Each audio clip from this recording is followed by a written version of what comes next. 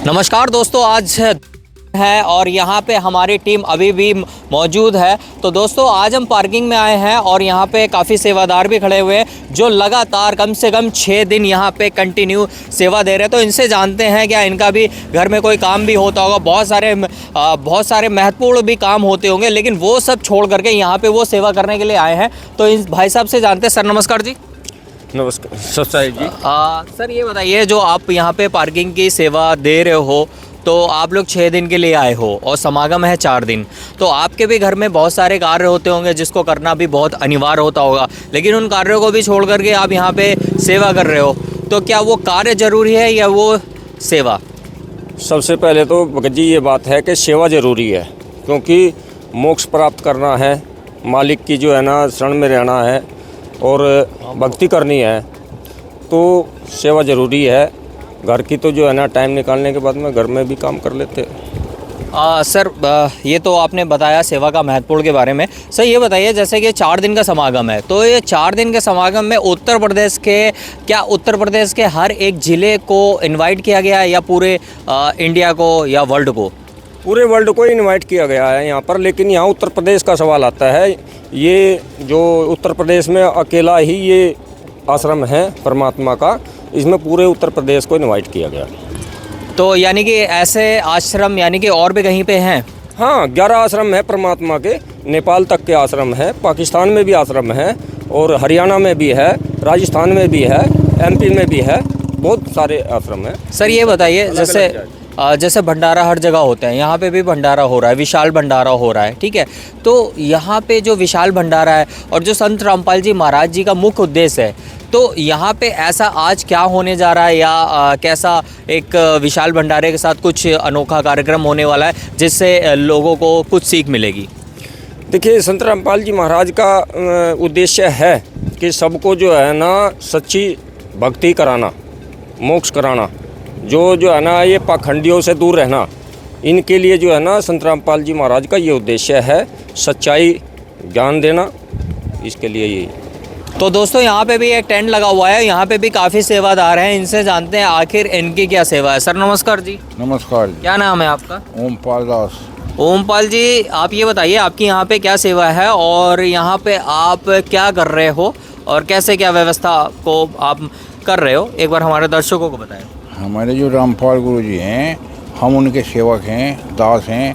उनकी सिक्योरिटी के लिए हमने एक वो लगा रखा है। हमारी गाड़ी आती है दूर दूर से, उनके पार्किंग के लिए गाड़ी की व्यवस्था है। हमारे सेवादार कुछ अलग अलग डिवाइड करते हैं, कोई उसकी बसों की एंट्री करते हैं, कोई बाइक की एंट्री करता है, कोई छोटे वाहनों करता है, उनकी लेट्रिन बाथरूम की व्यवस्था करते हैं। हम अपने बिजली की व्यवस्था करते हैं, यहाँ अपने गद्दे हैं, हमारे वे हैं, फोनों की भी सबकी सिक्योरिटी अलग अलग है, सबकी जिम्मेदारी रखते हैं। और लाइन में एक स्टेट लाइन जो वहाँ से यहाँ तक आते हैं, सबकी सुरक्षा हमारी जिम्मेदारी है, गुरु जी का हमारे पास आदेश है। सर वैसे तो आप तो बहुत सारी सेवा देख रहे हो, लेकिन इस उम्र में हालांकि लोग घर में आराम करते हैं, इस सर्द मौसम में आग तापते हैं घर के बाहर, और आप यहाँ पे आकर के अपनी इतनी महत्वपूर्ण सेवा दे रहे हो, इसका कारण क्या है? जिसका कारण ये है नहीं, 4 वर्ण में बैठे हुए हैं, यानी 25 साल तक वो रहता है पढ़ने का, फिर गृहस्थी, फिर संन्यास, फिर वनवास। तो उसमें हम सन्यासी में आगे भी तो बच्चे एक्सपर्ट हो गए, अपनी जिम्मेदारी हमने पूरी कर दी, तो ईश्वर का नाम लेकर उसकी भक्ति के लिए हम उसमें उसके गुणगान करें, उनके उस पर चलें, अब अपना अगला जीवन सुधारेंगे। जो यहाँ कर लिया। तो सर जो ये पार्किंग है, तो पार्किंग में बसों का कितना किराया लेते हो और कारों का कितना किराया लेते हो? किराया हम नहीं लेते, बल्कि उनकी हम सेवा करते हैं, उनकी ड्राइवरों की, उनके भक्तों की सेवा, चाय पिलाते हैं, बिस्कुट खुलाते हैं, उनका रास्ता बताते हैं, लेट्रिन बाथरूम पानी का इंतजाम करते हैं उनके। सर वैसे ज़्यादातर ये देखा जाता है, अगर कोई सिनेमा घर भी हो या कोई एक बहुत बड़ा जहाँ पे किसी भी प्रकार की कोई जहाँ पे भीड़ जमा होती है, वहाँ पे देखा जाता है, या मेला होता है, वहाँ पे किराया भी लिया जाता है व्हीकल खड़ा करने का। तो आप लोग कोई किराया नहीं ले रहे हो? किराया लेते हैं, हम रामपाल जी की कृपा है, हमारे गुरु जी की भी, तो सबको ये ज्ञान प्रदान करते हैं, लोगों को भक्ति के रूप में एकत्र करते हैं और सब फ्री सेवा होती है सर। तो दोस्तों अभी हम पहुंच चुके हैं मेन गेट के पास। आप देख सकते होंगे मेन गेट के अंदर का नज़ारा। दोस्तों अंदाज़ा लगाना तो मुश्किल है, लेकिन अंदर को देख करके यही लग रहा है कि यहाँ पे जनसंख्या बहुत आई है। तो यहाँ पे आप देख सकते होंगे इस साइड में कुछ सेवादार हैं, जो यहाँ पे मेन गेट सेवादार के नाम से इनको कार्ड मिला हुआ है, जिससे ये यहाँ पे सेवा कर रहे हैं। हाथ जोड़ करके ये यहाँ पे लोगों का स्वागत कर रहे हैं। इसी के साथ साथ आप भी यहाँ पे इस तरफ भी देख सकते होंगे, इस तरफ भी काफ़ी सेवादार भी यहाँ पे लगे हुए हैं। और अभी हम आ चुके हैं मेन गेट के अंदर। तो आप देख सकते होंगे ये मेन गेट बहुत बड़ा है। यहाँ पे भी आप देख सकते होंगे चारों तरफ हर जगह चप्पे चप्पे पे सेवादार मौजूद है। अगर बात की जाए जेंट्स की तरफ तो लेडीज़ की भी तरफ यहाँ पे आप देख सकते होंगे, यहाँ पे भी सेवादार मौजूद हैं। तो यहाँ पे भी वो अपनी सेवा कर रहे हैं। तो इनको डिस्टर्ब ना करते हुए हम आपको दाईं ओर ले चलेंगे, जहाँ पे एक रास्ता जा रहा है। हालांकि यहाँ पे कैसी क्या व्यवस्था है हम आपको यहाँ पे दिखाएंगे। तो यहाँ पे देखने में ये आ रहा है, यहाँ पे जूता घर है। तो जूता घर में कैसी क्या व्यवस्था है, यहाँ पे बहुत सारे झोले टंगे हुए हैं। तो यहाँ के सेवादारों से जानते हैं आखिर इन झोलों में क्या है। सर नमस्कार जी। जी सर, क्या नाम है आपका? कपिल दास। कपिल जी ये बताइए, बहुत सारे झोले टंगे हैं और जूता घर है, तो इन झोलों में क्या है और झोलों में लिखा हुआ जो नंबर है वो क्या है? जी, झोलों में जो श्रद्धालु आते हैं समागम में, तो उन झोलों में उनके जूते चप्पलों की व्यवस्था की गई है। इन बैग में उनको रख दिया जाता है और इन पर टोकन दिया जाता है। ये नंबर जो है ये जूतों चप्पलों का रखने वाले बैग का टोकन नंबर है। तो ये काफ़ी अच्छी व्यवस्था कर रखी है। यहाँ पे टोकन है, टोकन देते हैं और झोलों में नंबर लिखा हुआ है, तो टोकन श्रद्धालु को दे देते हैं, वो अपने जूते यहाँ पे जमा कर देते हैं। तो एक चीज़ और इनसे पूछते हैं, सर ये बताइए इसका कितना पैसा, क्या फ़ीस लेते पैसे जमा करने का? बिल्कुल जूते जमा करने का बिल्कुल निःशुल्क है। यहाँ पर कोई भी अगर जूते चप्पलें रखने की जो व्यवस्था है बिल्कुल निःशुल्क है। तो यहाँ जो व्यवस्था है यहाँ पे निःशुल्क है। तो अभी भाई साहब से पता किया। हालांकि आप एक बार, मैं कैमरामैन से फिर से बोलूँगा, एक बार ज़रूर दिखाएं, क्योंकि आप देख सकते होंगे ये एंगल्स हैं, एंगल्स में बहुत सारे झोले टंगे हैं और साथ में पीछे साइड भी आप देखेंगे बहुत सारे झोले टंगे हैं। और झोलों में जो नंबर की सीरीज़ चल रही है वो 4000 के पार चल रही है। तो इससे अंदाज़ा लगाया जा सकता है कि यहाँ पे जो संगत जो उत्तर प्रदेश से आई है वो शायद हज़ारों से ज़्यादा है। तो यहाँ पे भी चलते हैं। आप देख सकते होंगे कितनी प्यारी व्यवस्था यहाँ पे कर रखी है यहाँ के सेवादारों ने। हालांकि ये आश्रम बहुत ही बड़ा है, बहुत ही सुंदर है और यहाँ पे जो श्रद्धालु हैं इनको देख करके ऐसा प्रतीत लग रहा है कि इनमें जो भाव एक भगवान के प्रति होती है वो बहुत ही ज़्यादा विद्यमान है। हिंदू तुर्क आदिक सबे जेते जीव जहान, सत्य नाम की साख गह पावे पद निर्वाण। एक अनेक हो गए फिर अनेक हों एक, हंस चलें सब सत्य नाम की टेक। दोस्तों अब वो समय आ चुका है कि हिंदुस्तान के साधु संत भी संत रामपाल जी महाराज जी से नाम दीक्षा लेना शुरू कर चुके हैं। हिंदुस्तान के अंदर तमाम जो संत हैं धीमे धीमे करके सभी लोग संत रामपाल जी महाराज जी से जुड़ रहे हैं। इसी कड़ी में हमारे साथ एक और संत जो संत रामपाल जी महाराज जी से अब नाम दीक्षा ले चुके हैं। पहले ये संत थे, आइए जानते हैं कितने दिन तक ये संत रहे और संत रामपाल जी महाराज जी से इन्होंने नाम दीक्षा कैसे ली, इस आश्रम में इनको कैसा लग रहा है, ये सारी बातें जानते हैं इन्हीं की जुबानी। नमस्कार सर जी, क्या नाम है आपका? मामला जोरावर से। कहाँ के रहने वाले हैं सर आप? जिला एटा। जिला एटा के रहने वाले हैं। कितने दिन हो गए आपको साधु बने? हाँ 10 साल हो गए। 8-10 साल हो गए आपको। संत रामपाल जी महाराज जी के इस आश्रम में कैसा लग रहा है सर? अच्छा लग रहा हो। आपने संत रामपाल जी महाराज जी से नाम दीक्षा ली, आपने ज्ञान को समझा, आपने असत भक्ति शुरू की है, अब आप इस आश्रम में आए हैं, आपको कैसा लग रहा है? यहाँ के लोगों का जो व्यवहार है वो कैसा है आपके प्रति? बहुत बढ़िया, अच्छा है व्यवहार। खाने पीने की कोई पैसा लिया जा रहा है आपसे यहाँ पर? ना कोई पैसा नहीं। क्या क्या खाया आपने? हमने तो दाल और फुल्का। लड्डू नहीं खाए? नहीं, लड्डू नहीं खाए। अच्छा, लड्डू के कोई पैसे तो नहीं लिए जा रहे हैं? ना, हम जो चीज़ें खाते ना है। अच्छा, ये चीज़ खाते नहीं। आप ये बताइए दादाजी कि यहाँ पर आप नहाने धोने उठने बैठने की जो सुविधाएं हैं वो कैसी हैं? क्या उसका कोई पैसा लिया जा रहा है आपसे? ना कोई पैसा ना, बढ़िया सुविधा है। हमें बताया गया है कि संत रामपाल जी महाराज जी से महाराज जी के इस आश्रम में कुछ लोग पैसा ले रहे हैं खाने पीने का आने वाले लोगों से। तो क्या ये बात सही है या गलत है? ना ना बिल्कुल गलत है, कोई पैसा ना लियो जात। आपको किसने नाम दीक्षा दिलवाई थी? नाम दीक्षा दिलवाई थी, जहाँ एटा लाई थी। बेटा नाम दीक्षा ली थी आप। तो पहले आप कहाँ पे रहते थे और क्या भक्ति करते थे, हमारे दर्शकों को बताइए। भक्ति तो वो सत्यपाल ने बताई थी सास के द्वारा। अच्छा जी। अब आपने रामपाल जी महाराज जी से नाम दीक्षा ले लिया है। हाँ। सर एक बात और बताइए, जब आप साधु संत हो गए उसके बाद में आप कहाँ कहाँ घूमने के लिए गए? घूमने के लेकर विशेष कहूँ गए, एक बार उज्जैन गए, एक बार वृंदावन गए, एक बार हरिद्वार गए बस। अच्छा। एक बार इलाहाबाद गए। एक बार इलाहाबाद गए आप। तो आप अपने गांव में रहते थे, कहाँ रहते थे पहले? अब गांव में ही रहा था। गांव में ही रहते थे, अपना काम भी करते थे, भक्ति भी करते थे। हाँ। तो दोस्तों आपने देखा कि यहाँ पर सर जी हमारे साथ, नाम क्या बताया आपने? है आपका नाम? जोरावर।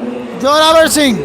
जोरावर सिंह अब संत रामपाल जी महाराज जी से नाम दीक्षा ले चुके हैं और शास्त्र अनुकूल साधना कर रहे हैं। इनके जुबानी अगर कहा जाए तो इन्होंने यहाँ पर कोई भी पैसा नहीं दिया है, किसी भी चीज़ का कोई शुल्क इनसे नहीं लिया गया है। कोई लिया गया शुल्क आपसे? नहीं, कोई पैसा नहीं लिया। आप ईमानदारी से बताइए, किसी के दबाव में तो नहीं बोल रहे? अरे नहीं नहीं नहीं, कोई पैसा लो ही ना है कहीं नहीं। दर्शकों, संत रामपाल जी महाराज जी के कुछ अनुयायी हमारे साथ मौजूद हैं। आइए हम उनसे जानते हैं कि वो संत रामपाल जी महाराज जी के बारे में क्या सोचते हैं। नमस्कार मैम। सत साहेब। क्या नाम है आपका? त्रिशा दासी। मैम, आज के समय में इतने सारे धर्म गुरु हैं, लेकिन कैसे पहचान करें कि पूर्ण संत कौन है? हमारे संत रामपाल जी महाराज वेद प्रमाणों से बताते हैं और अन्य गुरुदेव हैं वो अपनी मनगढ़ंत कहानियाँ बताते हैं, और हमारे गुरुदेव फिर वेद प्रमाणों से बताते हैं और पूर्ण गुरु कौन है ये सब कुछ बताते हैं। आज के समय में पूर्ण संत कौन है जो सही भक्ति विधि बता रहे हैं? आज के समय में संत रामपाल जी महाराज हैं, गुरुदेव हैं जो सही सतभक्ति बताते हैं। संत रामपाल जी महाराज जी के अनुसार पूर्ण परमात्मा कौन है जिसकी भक्ति हमें करनी चाहिए? संत रामपाल जी महाराज के अनुसार से संत कबीरदास जी हैं जो हमें पूर्ण परमात्मा बताते हैं। धन्यवाद मैम। सत साहिब। नमस्कार मैम। सत साहिब जी। आपका क्या नाम है? साक्षी दासी। मैम, आप ये बताइए कि संत रामपाल जी महाराज जी का समाज सुधार में क्या योगदान है? देखिए मैम, समाज सुधार में परमात्मा का बहुत बड़ा योगदान है। सबसे पहले तो नशा मुक्त भारत, जैसा कि आप सभी को पता है कि सरकार ने इतने सारे नशा मुक्त केंद्र खोल रखे हैं, लेकिन उनसे कोई किसी को लाभ नहीं होता है। इतनी माताएं बहनें निराश होकर बैठ जाती हैं, अपने अपने सुहाग से, अपने बच्चों से, जवान अपने बेटों से, सबसे हाथ धो बैठती हैं। लेकिन संत रामपाल जी महाराज केवल नाम उपदेश देते ही, पता नहीं मालिक का कह सकते हैं, एक लीला है कि उनसे केवल नाम दीक्षा प्राप्त करने के बाद, नियम पर चलने के बाद कोई भी इंसान नशा की तरफ तो देखता भी नहीं है, यहाँ तक कि छूते तक नहीं है। और दूसरी चीज़, संत रामपाल जी महाराज ने एक सबसे बड़ी मुहिम चला रखी है, दहेज मुक्त भारत। आजकल इतनी करोड़पति लोग हैं, उनकी भी बेटियां घर छुट के बैठ जाती हैं, लेकिन संत रामपाल जी महाराज जो शादी करवाते हैं, दहेज मुक्त करवाते हैं, शादी विवाह होते हैं, उसमें एक तो उन्हें सुखी परिवार मिलता है और ना ही उन्हें किसी भी तरीके से प्रताड़ित किया जाता है। और संत रामपाल जी महाराज जी का सबसे पहली बात तो उनका ज्ञान सर्वपूर्ण है, सबसे ऊपर उन्हीं का ज्ञान है, क्योंकि वो सभी वेद शास्त्र प्रमाण सब करके दिखाते हैं। जो अन्य धर्म हैं उनके क्या आडंबर होते हैं कि लेके बाण मिला और वो बैठ गए हैं और वो बजा रहे हैं और गा रहे हैं। केवल उन्हें ये इस चीज़ का ज्ञान नहीं है कि हमारे शास्त्र क्या कह रहे हैं, कौन हमारा पूर्ण परमात्मा है, किसकी हमें सतभक्ति करनी चाहिए। हमारे पूर्ण परमात्मा कबीर परमेश्वर है, जो हमारे वेदों में प्रमाणित किया गया है, और हमारे संत रामपाल जी महाराज केवल उन्हीं की भक्ति बताने के लिए हमको उत्तेजित करते हैं और समझाते हैं। धन्यवाद आपका। सत साहिब जी। आपका नाम क्या है? समीक्षा दासी। मैम, हमने सुना है कि भक्ति करने से सांसारिक और आध्यात्मिक दोनों तरह के लाभ होते हैं, क्या ये बात सत्य है? सत्य है ये बात। बंदी छोड़ सतगुरु रामपाल जी महाराज की भक्ति करने से आध्यात्मिक, शारीरिक, मानसिक सब तरीके के लाभ होते हैं। जैसे कि मेरे पापा थे, उन्हें फेल कर दिया गया था, उनका डाइजेशन सिस्टम सब खराब हो गया था। परमात्मा की दया से वो बिल्कुल स्वस्थ हो गए थे। 15 दिन में वो बिल्कुल ठीक हो गए थे नाम दीक्षा लेने के बाद। और उनका नशे भी छूट गया था। परमात्मा ने हमें बहुत लाभ दिए, सारे शारीरिक भी लाभ दिए, मानसिक लाभ भी दिए, आर्थिक स्थिति भी हमारी बहुत सुधरी परमात्मा की दया से। धन्यवाद आप। सत साहिब। दर्शकों, संत रामपाल जी महाराज जी के कुछ अनुयायी हमारे साथ मौजूद हैं। हम उनसे जानते हैं कि वो संत रामपाल जी महाराज जी के बारे में क्या विचार रखते हैं। नमस्कार मैम। नमस्कार जी। क्या नाम है आपका? गीता दासी। मैम, आप हमारे दर्शकों को बताइए कि सत भक्ति से क्या क्या लाभ होते हैं। सत भक्ति से बहुत लाभ है। पहला वाला लाभ मैं आपको बताना चाहूँगी। मैंने 2011 में नाम लिया। 2012 में हमारे गांव में पूजा होती है जो हर 6 महीने और साल भर में होती थी, ठीक है। उसमें बलि प्रथा थी, हमेशा बकरों की बलि चढ़ाना, छोटे छोटे मुर्गे के मेमने जो होते हैं उनकी बकरी चढ़ाना। जब मेरे घर में पूजा हुई तो मैं उस पूजा में नहीं गई, तो मेरे भगत जी ने काफ़ी कहा चलो चलो। मैंने बोला नहीं, अब मैं इस पूजा में शामिल नहीं होंगी, क्योंकि मैंने संत रामपाल जी महाराज से नाम दीक्षा ले ली है और जिसमें ये बड़ी पूजा में मैं नहीं जा सकती। वो गांव में गए, गांव में जाने के बाद उनकी पूजा स्टार्ट हुई। पूजा स्टार्ट होने के बाद जो पुरोहित होता है उसने जब पूजा स्टार्ट करी तो बोला कि इस बार ना आपकी बलि पूजा नहीं होगी, आपकी गोले में पूजा होगी। उन्होंने बोला गोले में क्यों? कह रहे नहीं, अब की बार गोले में पूजा होगी, मेरा मन नहीं मान रहा आपके ये सब पूजा करवाने के लिए।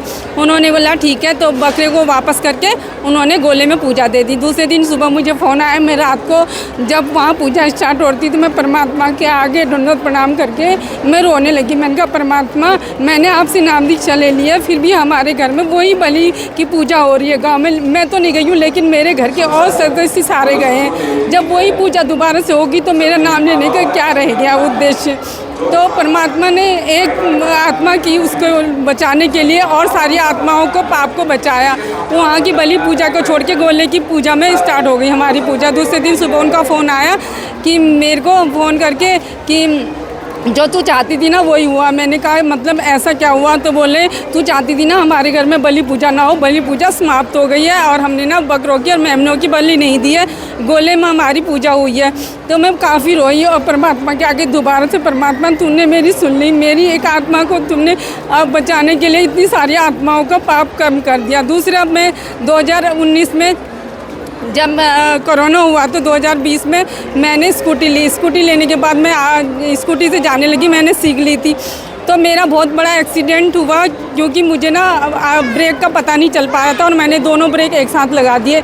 इन्वर्टर से जाके मेरी स्कूटी टकराई और काफ़ी तगड़ा एक्सीडेंट होने के बाद मैं बेहोश हो गई। लोगों ने मुझे उठाया, सब कुछ किया। फिर उसके बाद से 1-2 घंटे बाद मुझे होश आया। उसके बाद मैं स्कूटी लेके अपने हॉस्पिटल चली गई। मैं हॉस्पिटल में एक्स हॉस्पिटल में जॉब करती हूँ, लेकिन मुझे कुछ नहीं हुआ, खाली मेरे हाथ पैरों में थोड़ी सी चोट लगी थी। लेकिन सब लोगों ने बोला इतना बड़ा एक्सीडेंट होने के बाद ना तुम्हारी स्कूटी को खरोच आई, ना ही तुम्हें कुछ हुआ है, बस मेरे नाक थोड़ा सा भीज गए थे और हल्का फुल्का मेरे हाथ पैरों में चोट आई थी। ये दूसरा लाभ है। और लाभ तो बहुत सारे होते हैं, आए दिन कुछ ना कुछ लाभ होते जाते हैं। नमस्कार सर। नमस्कार जी। नमस्कार सर क्या नाम है आपका? मेरा नाम संजय दास है। सर कहाँ से हैं आप? मैं झांसी से आया हूँ, यूपी झांसी से। सर हम आपसे ये जानना चाहेंगे कि आप यहाँ पर कितने दिन से हैं? मैं यहाँ पे 14 तारीख में आ गया था। हमारे गुरुजी का बोध दिवस और निर्वाण दिवस के जो कार्यक्रम समागम होना था उसके उपलक्ष्य में यहाँ हम लोग आए हुए हैं। जी सर, आपने बताया कि बोध दिवस और निर्वाण दिवस के उपलक्ष्य में आप यहाँ आए हुए हैं। सबसे पहले हम आपसे ये जानना चाहेंगे कि बोध दिवस क्या होता है? बोध दिवस ये होता है जब जिसके किसी को ज्ञान हो जाए। हमारे गुरुजी को, हमारे दादा गुरुजी ने इसी दिन को और नाम दीक्षा दी थी, उसको हम लोग बोध दिवस के रूप में मनाते हैं। तो सर आपने ये बताया कि बोध दिवस क्या हुआ ये, अब आपने एक शब्द और बोला था निर्वाण दिवस। तो निर्वाण दिवस का क्या अर्थ है और ये क्यों मनाया जा रहा है सर? निर्वाण दिवस हमारे जो भगवान है कबीर साहब जी, वो आज ही के दिन निर्वाण दिवस के रूप में यहाँ एक मगहर में जो लीला करी थी उसी दिन वो सतलोक चले गए थे, उसको हम लोग निर्वाण दिवस कहते हैं। तो सर जैसा कि आपने बताया कि संत रामपाल जी महाराज जी का कोई भी अनुयायी नशा नहीं करता और संत रामपाल जी महाराज जी के एक वचन मात्र से नशा छूट जाता है उनके अनुयायियों का। तो सर आज के समाज में तो नशा जो है वो सभी कर रहे हैं लगभग, और फिल्मों में भी यही दिखाया जाता है कि नशा जो है वो मतलब फिल्मों में दिखाया जाता है हीरो है वो खुद नशा करता है। और तो ऐसे समाज में सर आप ये कैसे कह सकते हैं कि नशा नहीं करना चाहिए? सर ये बताइए। आज के समय में हर एक युवा नशा के ओर अग्रसर हो रहा है और संत रामपाल जी महाराज जी के जितने भी शिष्य युवा है, अगर मान के चलो हम युवा आदमी हैं, हम खुद नशा करने लगेंगे तो आने वाले समय में हमारे जो बच्चे होंगे या फिर हमारे बच्चे होंगे उनके बारे में वे खुद नशा करेंगे। तो इसलिए संत रामपाल जी महाराज जी चाह रहे हैं कोई भी नशा मुक्त भारत बन सके, उनका शिष्य कोई भी नशा नहीं करता है। तो सर आप ये कैसे कह सकते हैं कि उनका शिष्य कोई नशा नहीं करता? सर ये बताइए। संत रामपाल जी महाराज जी से मात्र नाम दीक्षा लेने से अनेकों भक्तों का नशा छूटा है। दर्शकों, तो इस वक्त हमारी टीम मौजूद है सतलोक आश्रम शामली वेदखेड़ी में। जैसा कि हमने आपको प्रीवियस क्लिप्स में बताया था कि यहाँ पे संत रामपाल जी महाराज जी का निर्वाण दिवस एवं बोध दिवस का आयोजन किया है, जिसके उपलक्ष्य में यहाँ पे 4 दिन का खुला पाठ एवं भंडारा भी मनाया जा रहा है। तो यहाँ पे संत रामपाल जी महाराज जी की कुछ शिष्य हमारे साथ जुड़ चुके हैं। आइए हम इनसे कुछ बातचीत करके अपने कुछ डाउट्स क्लियर करते हैं। नमस्कार मैम। क्या नाम है आपका? खुशी। आप हमारे दर्शकों को एक चीज़ बताइए कि संत रामपाल जी महाराज जी टाइम टू टाइम बहुत सारी चीज़ें ऑर्गेनाइज करते हैं, जैसा कि आप ही हमें बताते हो कि कभी ब्लड डोनेशन कैंप लगाया जाता है, तो कहीं कभी डाउरी फ्री मैरिजेस होती है, खुला पाठ भंडारा, ये सब चीज़ें होती हैं। बट जो हमारी जनता है उसके मन में ये एक धारणा फैली हुई है कि जो संत रामपाल जी महाराज जी हैं वो हिंदू विरोधी हैं, वो ब्रह्मा विष्णु महेश की भक्ति छुड़वाते हैं वगैरह वगैरह। इस टाइप की धारणा हमारी जो जनता है उसके मन में फैली हुई है।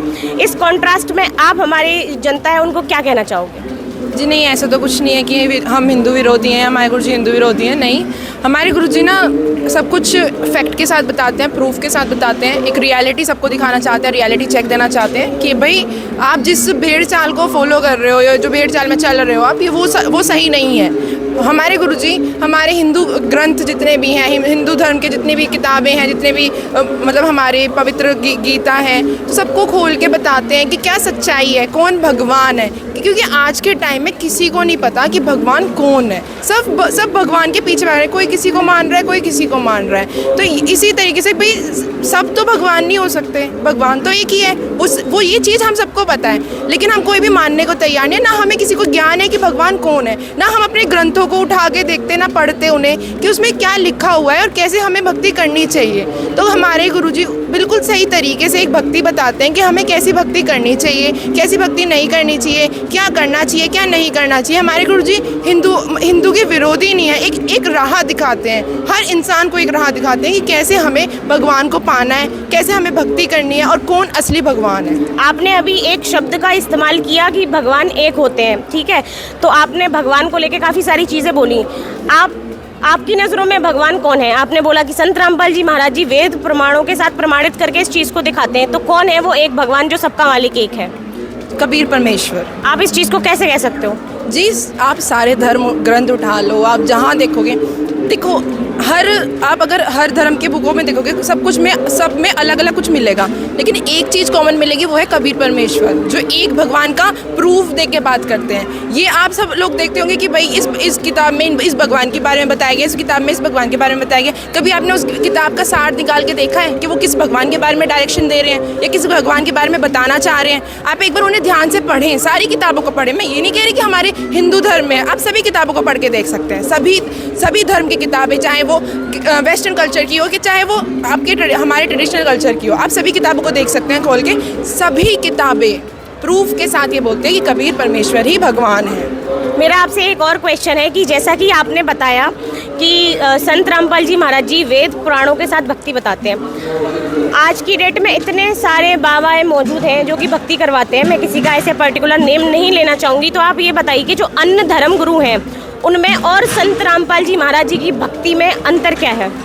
जी, हम जो भक्ति हमारे गुरुजी बताते हैं और जो हम भक्ति करते हैं उसमें ये अंतर है कि भाई गुरुजी ना बिल्कुल वेदों के अनुसार, हमारे ग्रंथों के अनुसार जो हमारी असल भक्ति है, जो हमें भगवान तक लेके जाएगी, उस भक्ति के बारे में बताते हैं। ये नहीं कि आपको हमें विचलित नहीं करते। जैसे दूसरे, मैं नाम नहीं लेना चाहूँगी, बहुत लोग हैं, मैं नाम नहीं लेना चाहूँगी क्योंकि बहुत सारे लोग जो हैं वो किसी का भी कोई भगवान के बताता है, कोई भगवान के। क्यों सभी ये नहीं बताते कि आप अपने ग्रंथों को पढ़ें, उसमें भगवान है। आप अपने ग्रंथों को पढ़ के एक सार निकालें, वर्डों के पीछे ना भागे, एक सार निकाले। क्योंकि हर सिलेबस का आप अगर देखोगे तो एक कॉन्क्लूजन निकलता है, हर एक्सपेरिमेंट का एक कॉन्क्लूजन निकलता है। आप सभी जानते हैं इस चीज़ को। तो आप अगर एक्सपेरिमेंट करोगे ना भगवान को ढूंढने का, तो आपको कॉन्क्लूजन में यही निकलेगा। सभी जगह पे आप देखोगे, पढ़ोगे कि कबीर परमेश्वर ही भगवान है। और हमारे गुरुजी जो भक्ति बताते हैं, हमारे गुरुजी जो ज्ञान देते हैं, जो सत्संग करते हैं, उसमें साफ प्रूफ के साथ सब कुछ बताते हैं। क्या नाम है आपका? शिवानी दासी। आप हमारे दर्शकों को ये बताइए कि संत रामपाल जी महाराज जी ये जो प्रोग्राम करते रहते हैं रेगुलर बेसिस पे, इसका समाज सुधार में क्या योगदान है? आप इस समाज के लिए ये जो आप पाठ करते हो, ठीक है, वाणियाँ चलाते हो, इसकी आप सारे रीज़न बताते हो, क्यों चला रहे हो, क्यों नहीं चलाते, और ये सारी चीज़ें आप क्यों कर रहे हो। तो इसका आप ये बताइए कि ये समाज सुधार में क्या योगदान चल रहा है इस चीज़ का, समाज के ऊपर इसका क्या इम्पैक्ट पड़ सकता है, क्या चीज़ है समाज में जो कि एकदम से खोखली हो चुकी है, जिसको आप स्ट्रॉन्ग करने के लिए संत रामपाल जी महाराज जी इतनी मेहनत कर रहे हैं। सबसे बड़ी बात यह है कि जो आज सबसे खोखली जो चीज़ हो चुकी है वो है भाईचारा। आजकल आप आपस में देख सकते हैं किसी में भी कोई भाईचारा नहीं है। हिंदू, मुस्लिम, सिख, ईसाई सब अपने आप को अलग अलग धर्म के समझते हैं। कोई हिंदू से नहीं बोलना चाहता, कोई मुस्लिम से नहीं बोलना चाहता। और फर्स्टली मैं बताना चाहूँगी, अभी जो चल रहा है यंगस्टर्स में, आप स्टूडेंट्स को देख सकते हैं, आए दिन सुसाइड की जो खबर मिलती रहती हैं। आप हॉस्टल्स में देख सकते हैं, IIT यूनिवर्सिटीज़ में देख सकते हैं, कभी किसी की कोई सुसाइड कर रहा है, कभी कोई सुसाइड कर रहा है। मतलब बच्चों से लेके टीचर्स तक कोई भी सुसाइड कर रहे हैं। क्यों? क्योंकि कोई भाईचारा नहीं है। उनके अंदर कितना डिप्रेशन है, वो किस चीज़ के लिए डिप्रेशन है वो किसी से शेयर नहीं कर पाते हैं। तो इसीलिए क्योंकि हम भाईचारा नहीं रख पाते हैं तो किसी से शेयर नहीं करेंगे, तो अंदर ही अंदर घुट के वो इस चीज़ को कर लेते हैं कि वो सुसाइड करने के लिए बहुत मजबूर हो जाते हैं। तो आपने अभी जो एक पॉइंट लिया है, डिप्रेशन, सुसाइड, अपनी प्रॉब्लम शेयर नहीं कर पाते, संत रामपाल जी महाराज जी का जो ज्ञान है या फिर जो प्रोग्राम है, इससे वो क्या करेंगे जिसकी वजह से ये सारी चीज़ें ख़त्म हो जाए, इससे उसका क्या लिंक है? हमारे दर्शकों को थोड़ा विस्तार से बताइए कि आप इस चीज़ को उस चीज़ से किस तरीके से लिंक कर सकते हो। लिंक ये है कि सबसे पहले हमें ज्ञान होना चाहिए। ज्ञान किस बात का? कि हमारे जो धर्म हैं, हिंदू, मुस्लिम, सिख, ईसाई सब एक ही होते हैं। उसमें कोई भेदभाव नहीं है, सब धर्म एक है। परमात्मा ने एक ही बच्चे बनाए हैं, सभी का एक धर्म है। यहाँ पे आके सिर्फ बंटवारा बन गया है कि हिंदू अलग है, मुसलमान अलग है। तो सभी आपस में अच्छे से बोलचाल होगी, आपस में कोई भेदभाव नहीं होगा, तो ईजिली सब ज्ञान के अकॉर्डिंग सब बहुत अच्छे से समझ जाएंगे। तो ये नौबत नहीं आएगी कि आए दिन को सुसाइड होता रहेगा, एक दूसरे से बात नहीं होगी, लड़ाई झगड़े बहुत ये देखने को मिलता है। तो इस चीज़ से बहुत जल्दी छुटकारा मिल सकता है। दोस्तों, हमारे साथ जुड़ चुके हैं सतलोक आश्रम शामली के युवा, और आइए जानते हैं कि आज के युवाओं की क्या सोच बन चुकी है जो संत रामपाल जी महाराज जी से जुड़ चुके हैं। नमस्कार सर, क्या नाम है आपका? नमस्कार जी, मेरा नाम विकास दास है। विकास जी, हमारे दर्शकों को बताइए, आज के युवाओं की जो संत रामपाल जी महाराज जी से जुड़ चुके हैं उनकी क्या सोच है? आज के समय में सबसे बड़ी बात है कि संत रामपाल जी महाराज जी सतज्ञान दे रहे हैं, और एक ऐसा सतज्ञान जो शास्त्रों में दिखा के दे रहे हैं। आज तक कोई भी ऐसा धर्मगुरु नहीं हुआ जिसने शास्त्रों में दिखा के कोई कभी ज्ञान बताया हो। संत रामपाल जी महाराज जी मतलब टीवी के माध्यम से, सोशल मीडिया के माध्यम से सारे शास्त्र खोल के दिखा रहे हैं। जब तक हमें इस भक्ति के बारे में नहीं पता था, जब तक हमें नहीं पता था हमारे शास्त्रों में क्या लिखा है, हमें सिर्फ इतना पता था कि हमारे 4 वेद हैं, 6, 7 से 18 पुराण है और गीता है। उसके अलावा हमें यही नहीं पता था उसके अंदर लिखा क्या है। आज पूरा शिक्षित समाज है, हम लोग शिक्षित हैं, ठीक है। तो उसमें क्या होता है कि हम जब शिक्षित हैं तो उसका फ़ायदा ये होता है कि आज हम खोल के उन सदग्रंथों को देख सकते हैं और समझ सकते हैं। संत रामपाल जी महाराज जी एक एक चीज़ खोल के दिखाते हैं, तो हमारे लिए बहुत आसान हो जाता है कि ये समझना कि वाकई भक्ति और ये सद्भक्ति हमारे लिए क्यों आवश्यक है। युवाओं के लिए आपका क्या संदेश है सर? युवाओं से मैं यही कहना चाहूँगा कि आज पूरा समाज शिक्षित है। आज के समय में परमात्मा ने जो शिक्षा दी है और जो सोशल मीडिया दिया है, उसको सबसे बड़ा उसका महत्व है कि हम भगवान से परिचित हों, हम ये जानें कि हमारा मनुष्य जीवन हमें मिला क्यों है, आखिर जिस चीज़ के पीछे हम भाग रहे हैं, चाहे आज हम पैसे के पीछे भाग रहे हैं, हमने जो शिक्षा ग्रहण कर ली,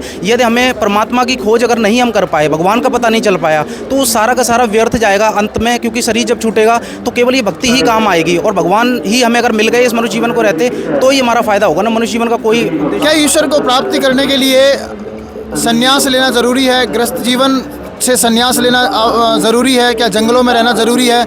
या हम कर्म करते करते, जैसे कि कुछ लोग डॉक्टर हैं, टीचर हैं, अपने अपने प्रोफेशन में काम करते हैं, तो क्या वो अपने काम के साथ साथ भक्ति कर सकते हैं? Is it possible?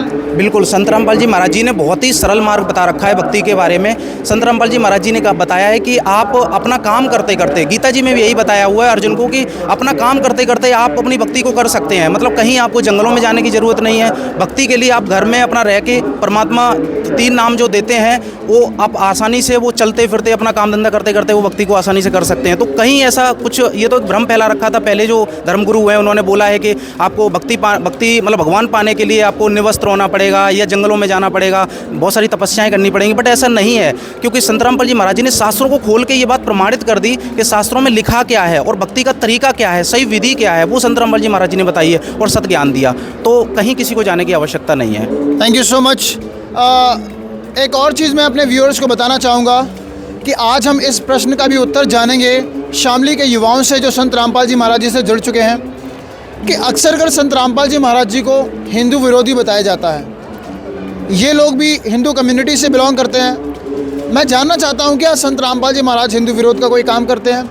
क्या है संत रामपाल जी महाराज जी का ज्ञान और क्यों ऐसी धारणाएं, ऐसी अफवाहें समाज में हमें सुनने के लिए मिलती हैं? नमस्कार सर जी, क्या नाम है आपका? सत्साई, मेरा नाम विकास दास है। क्या कहना चाहेंगे सर इस अफवाह के बारे में, और आप अपने माध्यम से हमारे युवाओं को, हमारे जो भाई बहन जो भी देख रहे हैं, हमारे फ्रेंड्स जो भी देख रहे हैं, उनको ये संदेश दीजिए कि संत रामपाल जी महाराज जी का जो ज्ञान है वो इस प्रकार का ज्ञान है। क्या ज्ञान है, क्या संदेश देना चाहेंगे आप हमारे भाई बहनों को? देखिए, संत रामपाल जी महाराज के जितने भी अनुयायी हैं उनमें से लगभग 90% हिंदू हैं। तो जो ये अफवाह फैली हुई है कि संत रामपाल जी महाराज हिंदू विरोधी है या उनका ज्ञान हिंदू विरोधी है, तो ऐसा बिल्कुल भी नहीं है, क्योंकि मैं संत रामपाल जी महाराज से 10 साल से जुड़ा हुआ हूँ। क्या नाम है सर आपका? मेरा नाम विकास दास है। 10 साल से मैं संत रामपाल जी महाराज से जुड़ा हुआ हूँ। उससे पहले भी मैं हिंदू साधना करता था, देवी देवताओं की पूजा करता था, गीता का पाठ करता था, वेदों का भी एक आध पेज मैंने, एक आध श्लोक कहीं ना कहीं पढ़ा हुआ था सोशल मीडिया के ज़रिए। संत रामपाल जी महाराज से जुड़ने के बाद क्या मेरे हिंदू दैनिक कार्यों में कुछ परिवर्तन आया है? बिल्कुल आया है। पहले जो मैं हिंदू धर्म से जो साधनाएं चलती आ रही जो करता था वो मैं मनमुखी करता था, या जो हमारे पूर्वज करते हुए आ रहे हैं वो करता था, या जो माता पिता ने बता दी वो करता था, लेकिन मेरे पास कोई रेफरेंस पॉइंट नहीं था। संत रामपाल जी महाराज से जुड़ने के बाद जो चेंज आया है वो ये आया है कि अब मैं और बेटर हिंदू हो गया हूँ। Why? Because now I am following the holy scriptures of the all the धर्मास इंक्लूडिंग हिंदू। गीता जी के अनुसार जो साधना है वो मैं कर रहा हूँ। जो प्रमाणित मंत्र हैं इन हिंदू देवी देवताओं के, 5 मुख्य हिंदू देवी देवता हैं, ब्रह्मा, विष्णु, महेश, दुर्गा जी और गणेश जी। इनके जो मूल मंत्र हैं जिनसे लाभ मनुष्य को होना है वो साधना मैं कर रहा हूँ। मतलब शास्त्र अनुसारित जो साधना वो मैं कर रहा हूँ। सर एक बात और मैं आपसे पूछना चाहूँगा, क्या संत रामपाल जी महाराज हिंदू देवी देवताओं को छुड़ाते हैं? क्या वो कहते हैं कि भी सभी देवी देवताओं को आप छोड़ दो, सिर्फ मेरी पूजा करो? ऐसा कुछ है क्या? ऐसा बिल्कुल भी नहीं है। संत रामपाल जी महाराज हिंदू देवी देवताओं को छुड़ाते नहीं हैं, बल्कि उनकी साधना बेटर वे से, प्रमाणित वे से करवाते हैं। शास्त्रों को खोल के दिखाते हैं। उनकी जो भी हिंदू देवी देवता हैं उनकी पुराण है, जैसे शिव जी की शिव पुराण है, विष्णु जी की विष्णु पुराण है, एक एक पेज खोल के प्रमाणित करके वो उनका साधना का सही तरीका क्या है जो उन्होंने स्वयं बताया हुआ है वो हम फॉलो करते हैं, जो संत रामपाल जी महाराज हमको बताते हैं।